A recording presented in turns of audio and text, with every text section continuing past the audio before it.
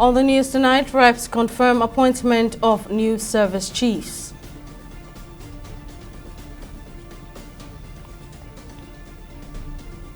Nigerians lament increase in pump price of petrol to 617 naira by the Nigerian National Petroleum Company Limited.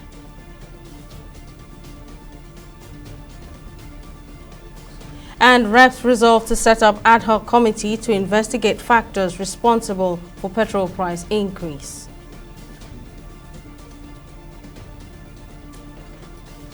And thanks for joining us on News Now this evening. I am Simisola Adigun. The House of Representatives has confirmed the appointment of service chiefs recently appointed by President Bola Tinubu. Their confirmation followed the adoption of the report of the House Ad Hoc Committee which screened them.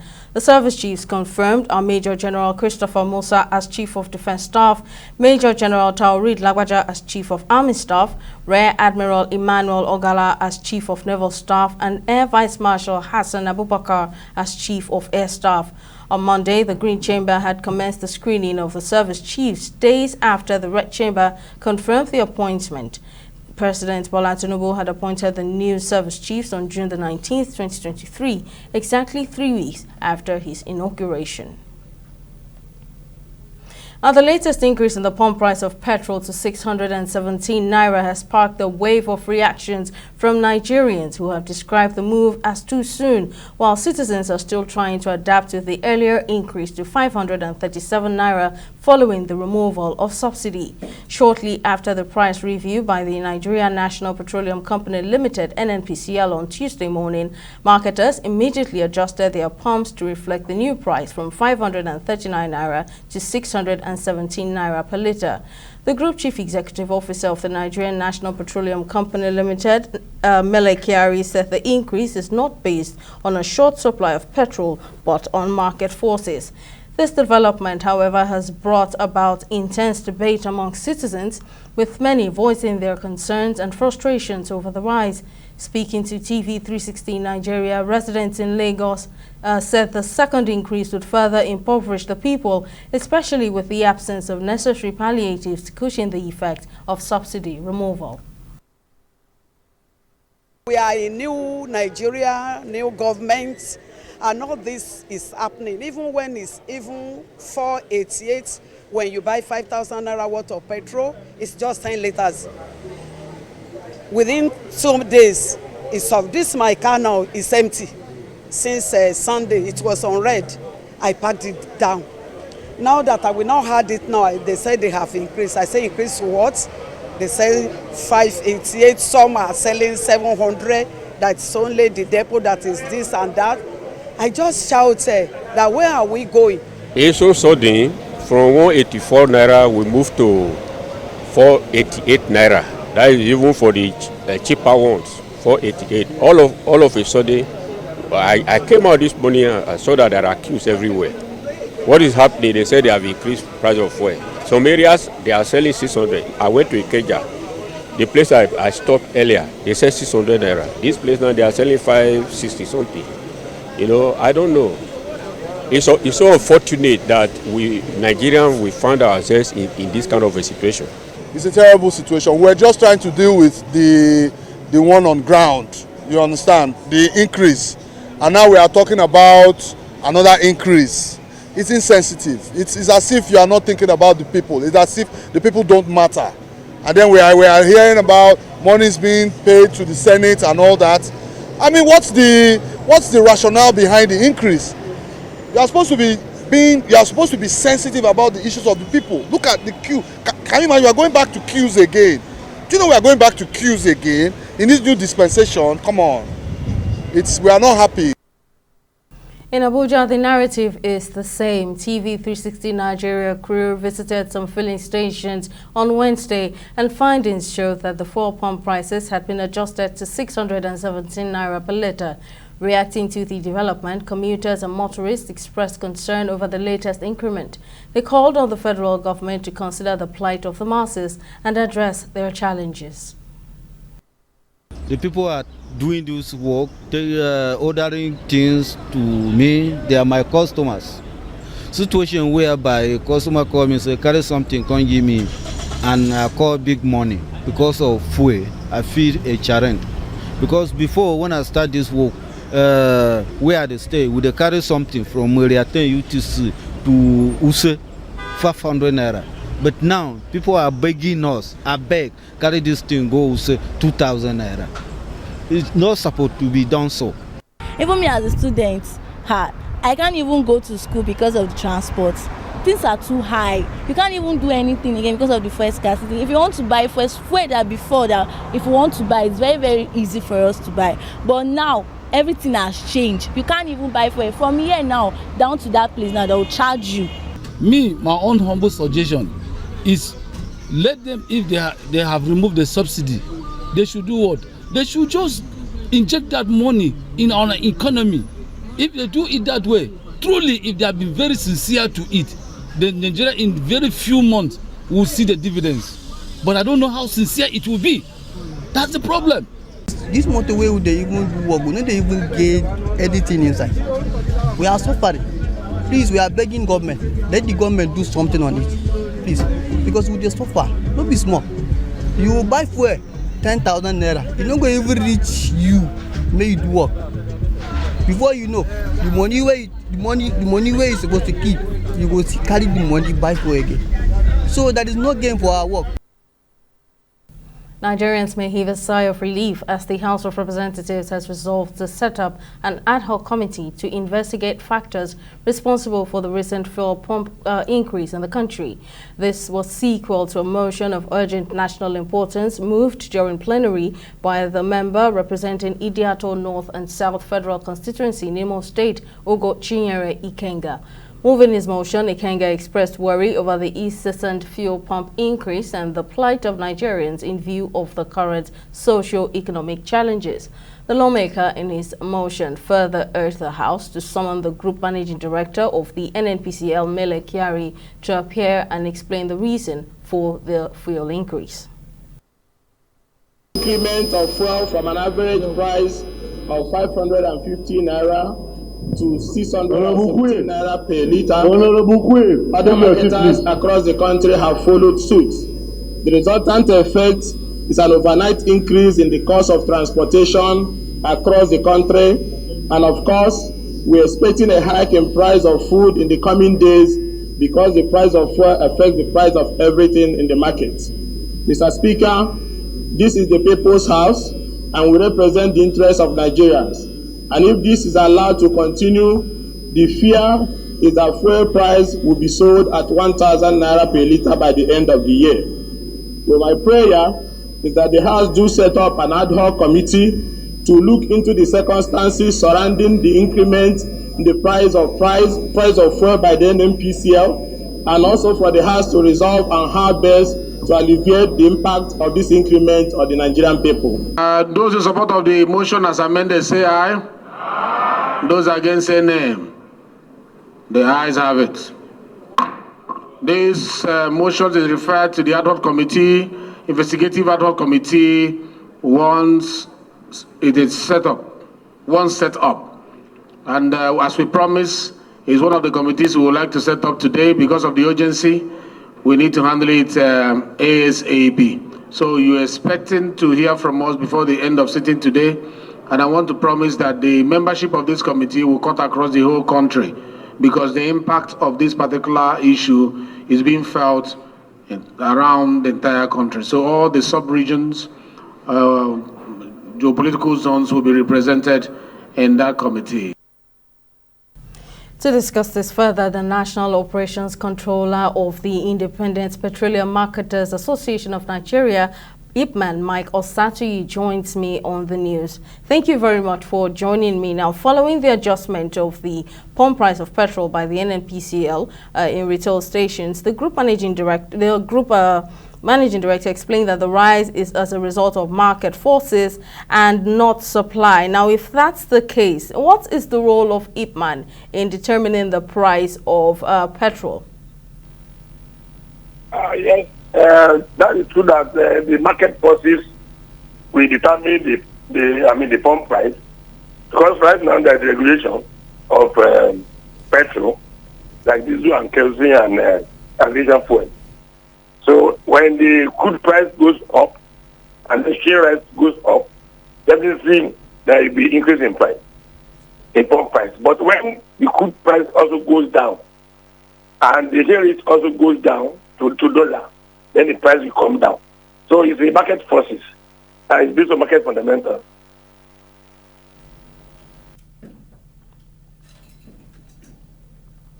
All right, so with this new increase, which made people unawares, now should citizens expect more increases in the price of petrol going forward?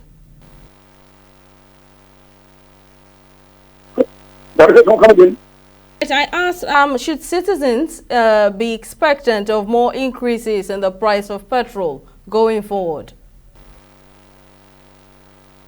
Well, I've told you that nobody can expect any market now because there's going to be competition between the players and the stakeholders.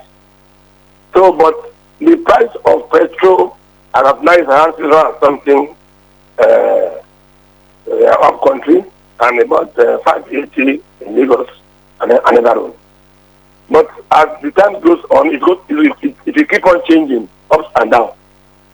Like the price of diesel and kerosene. Okay, so in other words, going up and down, meaning that as many times as it will increase, there's a possibility that it should also reduce at some point. No, I mean the price that will be determined by market forces. It's like if you are going to market to buy gari or whatever, you can see this market can go down, it can go up. So there's no any monopoly for NPC. Before NPC used to be the sole importer. But now you yourself can import if you meet the requirements. And so we are going to have so many players who are importing and so many players also who will be dispensing. So what matters now is the service from marketer to customers, there is the efficiency, there is condition, there is the fairness. So nobody can hold anybody to ransom and there will be no profiteering from anybody, both from depot owners and from marketers who are dispensing. I mean the ITMA members and MOMA members. All right, Mike Osatuyi, thank you very much for your time and your contribution. Moving on, as part of efforts towards ensuring transparency in the coming elections in Nigeria, the Independent National Electoral Commission, INEC, has met with electoral officers and the leadership of transport unions. In attendance were the electoral officers, the National Union of Road Transport Workers, the National Association of Road Transport Owners, NATO, and the Maritime Workers Union of Nigeria. Speaking during the post-election review meeting, INEC Chairman Mahmoud Yakubu conceded that the deployment of logistics across vast terrains and often difficult topography is often a major challenge. He, however, lauded the transport providers and the electoral officers for the dedication, commitment, and sacrifice in ensuring that electoral processes actually went according to plan. You play a very, very critical role indeed in the conduct of elections. And that's why we can't conduct a review of the elections without involving those who made the election tick. So let me say on behalf of the Commission, we're extending our profound appreciation for the sacrifice, dedication, and commitment of all the EOS for the 2023 election. You received materials in good time, activated the ranks, dealt with transportation issues, and through your hard work and the support of the Commission, for the first time in the last 4 electoral cycles, presidential and National Assembly elections were not postponed even for 1 hour. Even the governorship election that had to be adjusted by a week, it wasn't a reason of lack of preparation by the Commission. It was essentially a legal issue, and we were able to remove the incumbents to enable us to conduct the elections. And now to health matters. Following the confirmed case of anthrax in a farm in Suleja, Niger State, the House of Representatives has called on the federal government to put in measures to stop further spread of the disease in the country. While expressing his concern on the spread to other livestock farms in the country, a federal lawmaker representing Suleja Tafa Guarara Federal Constituency of Niger State, Tanko Lokoja, called for strict surveillance and monitoring of livestock farms, as well as proper disposal of infected animals and contaminated materials. He also called for proactive measures to protect the health and livelihoods of citizens by placing effective public health precautions in place. Anthrax may affect humans in direct contact with affected animals and contaminated products with potential inhalation through spores or wounds. Recognizes the urgent need for proactive measures to prevent the spread of anthrax in Nigeria and protect the health and livelihoods of citizens by placing public health precautions in places such as strict surveillance and monitoring of livestock farms, as well as proper disposal of infected animals and contaminated materials. Acknowledges the effort of the Federal Ministry of Agriculture and Rural Development and the Niger State government in promptly addressing the issue by implementing necessary measures to contain the spread of anthrax and protect both livestock and human health.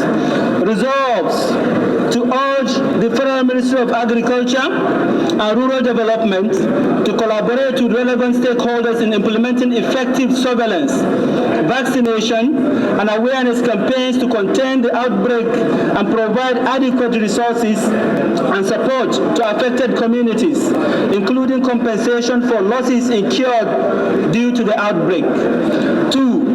Urge the National Center for Disease Control to put in place measures that will stop the further spread of anthrax. 3. Mandate the committees on agricultural production and services and legislative compliance once constituted to monitor the compliance. With the 2023 Global Slavery Index indicating that about 50 million people live in modern slavery daily, about 1.6 million Nigerians make up the figure. This is according to the Director General, the National Agency for the Prohibition of Trafficking in Persons, NAPTIP, at a World Press Conference in Abuja to commemorate the 20th anniversary of the agency and the 2023 World Day Against Human Trafficking. The Director General of NAPTIP, Fatima Waziri Azi, revealed that the agency is unrelenting in its commitment to curb human trafficking, just as she urged stakeholders to reinforce commitment to the protection of victims' rights and control human trafficking. This is a report that is usually released periodically by an organization called Work for Free, and they come up with this report in collaboration with IOM and International Labour Organization. So in 2016, it said that, so the last report that was released before this 2023 report, it stated that there were 40 million people living in slavery at any given day. The 2023 report, so globally, so the 2023 report now states that there are 50 million people living in modern day slavery every given day as at 2021. And this report states that in Nigeria, we have 1.6 million people. So this is a report that was released on the 23rd of May this year. So anyone can actually Google it and read what the statistics says. Other milestones of the agency include 14,813 cases reported, 10,005 suspected traffickers arrested, 623 convictions, 80 commissions in 2022 and 47 in 2023 for now, including the recent extradition of high-profile human trafficker to Italy to serve her 13 years jail term. 260 among cases in the various courts across the country, the rescue of the close of 22,000 victims of human trafficking. Knowing that issues of human trafficking happens mostly at the subnational level, NAPTIP has inaugurated the task force against human trafficking in 22 states. We'll take a break here, but still to come. Gianni Infantino says the FIFA Women's World Cup 2023 would be a truly global event. Stay with us for details of this story and more when we return.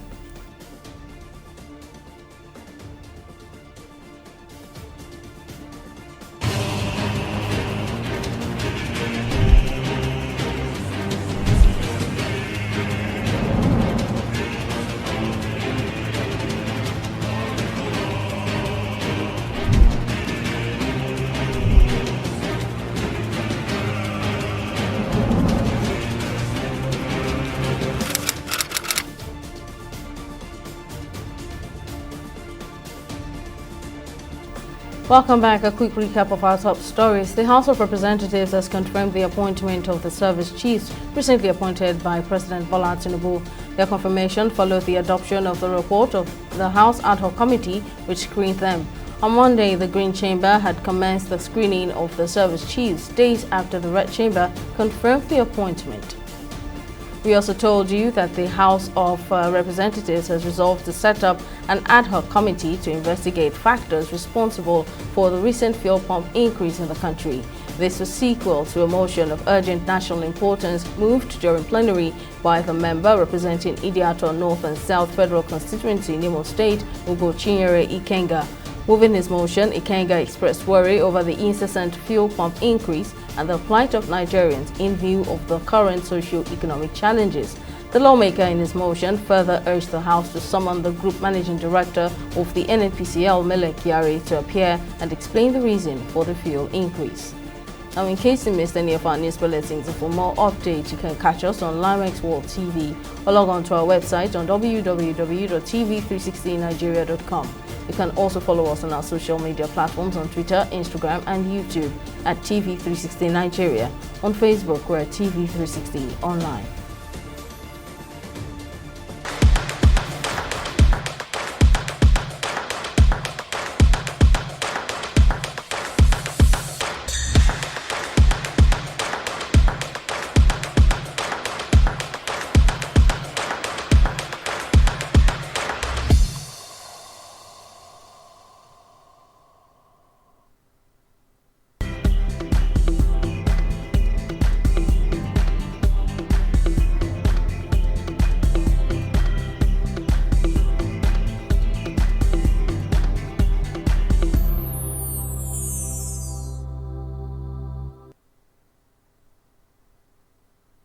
Welcome back. Let's now join Mary Kalum, who's on standby with business news. Over to you, Mary.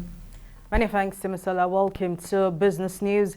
The Manufacturers Association of Nigeria Export Promotion Group has organized a two-day training and capacity building for its members aimed at enabling them to take advantage of the potential trade benefits the Africa Continental Free Trade Area offers. Speaking of the event, stakeholders said the training will enable local manufacturers to take the advantages and benefits of the AFCFTA, which is the largest free trade area in the world, with 55 countries signing on, creating a single continental market with a population of about 1.3 billion people and a combined GDP of approximately $3.4 trillion. We're providing a platform where exporters can gain knowledge. When we talk about AFTA, what does it mean? How can you qualify? How do you make sure your goods will be accepted when you trade? How can you get your resources? When you talk about rules of origin, what does rules of origin mean? You know, in the light of AFTA, right? There are 55 countries. 54 of them have signed on. It's only Eritrea who has not signed on to this agreement. So what it means is that within those 54 countries, there should be free movement of goods and services, meaning that you're not going to pay tariff if you move your goods within that's within Africa. What it also requires is that you're adding value. So you're not just exporting raw materials, you're adding value based on local content that now qualifies you to send out the finished products to earn more revenue, bring it back, create jobs as well, which we need in this current time. There are lots of benefits that this agreement holds for Nigeria if it is very intentional about implementing. And that's why it's very good, like groups and associations like MANEG are currently taking the bull by the horn to gain as much information as they can for their members to begin to take the right steps to implement the agreement. We're aware that right now the business environment in Nigeria looks like it is unfavorable, and every day it seems like there are policies being churned out that do not support manufacturers to carry out manufacturing activities and then export. But the AFCFTA creates an opportunity for exporters to still be able to compete by still being able to produce and export their products and be competitive price-wise, regardless of these policies that are beginning to bite on manufacturers. We'll take a break and return with stock market report.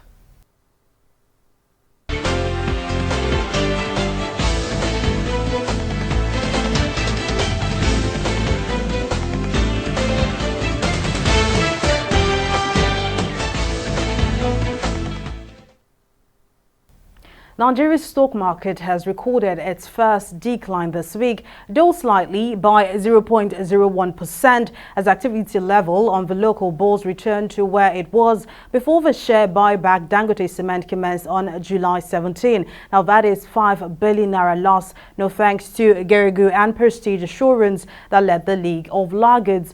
Market Breadth also tells the tale of today's losses, with 27 equities on the losing side against 24 gainers. At the close of trading, a market summary shows a decline in volume, value and deals. Now, despite the poor trading day for the NGX, our select global stocks witnessed a bullish trading day, and in particular, the Dow Jones is on track for its longest winning streak in nearly 4 years after witnessing 8 straight days of gains, and the Dow Jones is trading up at 0.47%. But that's the stock market report. Simisala, over to you. Thank you very much, Mary, for the update. And on the global scene, more than 700 people have been sentenced to prison over riots in France late last month. The country's Justice Minister, Eric Dupond-Moretti, revealed on Wednesday, lauding the firm response of magistrates. In total, 1,278 verdicts have been handed down, with over 95% of defendants convicted on a range of charges, from vandalism to attacking police officers. On June 27, the most intense urban violence in France since 2005 began after a police officer shot dead a 70-year-old boy with North African roots during a traffic stop west of Paris in an incident recorded by a passerby. The riots were contained after 4 nights of serious clashes thanks to the deployment of around 45,000 security forces, including elite police, special forces and armored vehicles. And on the eve of the opening match, FIFA Women's World Cup Australia and New Zealand 2023, President Gianni Infantino has emphasized that the tournament will be a truly global event. Speaking at the opening media conference alongside FIFA Secretary General Fatma Samaura in Auckland, Infantino said the tournament, which will be followed by 2 billion people around the world and broadcast in almost 190 territories, would showcase the extraordinary progress which has been made by women's football in the last few years. Infantino further urged the tournament organizers and participating teams to seize the moment and be proud. Really, my only message that I want to get out here is seize the moment. Seize the moment. Be proud. Be proud of what you have been able to achieve here in New Zealand, in Australia, of course. Be proud of what will be the biggest event, not just sports event, but event generally, certainly sports event, certainly football event so far, that has been organized here. Fatma mentioned some of the figures, 1.5 million people in the stadiums. And with that, we wrap up our news this evening. Thank you for watching. I'm Simisala Adikum.